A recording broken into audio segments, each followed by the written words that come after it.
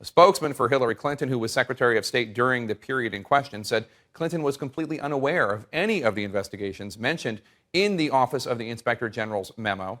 We learned of it from the media, a spokesman for Clinton said, and we don't know anything beyond what's been reported. I see nothing. I know nothing. Holy.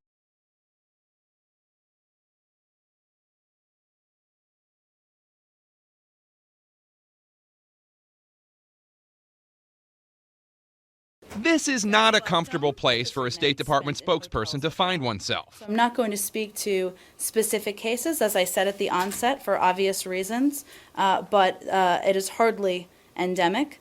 That's a damn lie, and you know it! That's State Department spokeswoman Jen Psaki denying accusations that diplomatic security agents on the Secretary of State's security detail frequented prostitutes at an endemic level. Psaki faced more questions a few hours ago. The notion that we would not vigorously pursue criminal misconduct is not only preposterous, it's inaccurate. She was put on the defensive because of reports that investigations into allegations of wrongdoing by various State Department officials around the globe, including a U.S. ambassador, have been quashed by senior State Department and diplomatic security officials.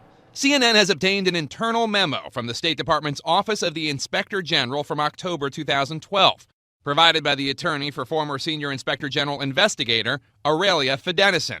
Distraught about investigations allegedly being shut down, Fidenison first told her story to CBS News. We were very upset. We expect to see influence, but the degree to which that influence existed and how high up it went was very disturbing.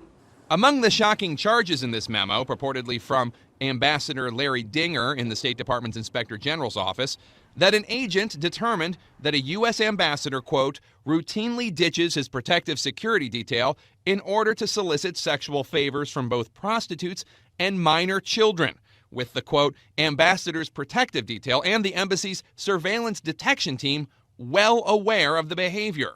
The agent was told by higher-ups in the Inspector General's office, quote, not to open a formal investigation, the memo says. The ambassador remains in place. To be fair, the memo itself says some of the allegations came from office chatter, and the ambassador vigorously denies the allegations. Still, the question, why was the investigation not allowed to proceed?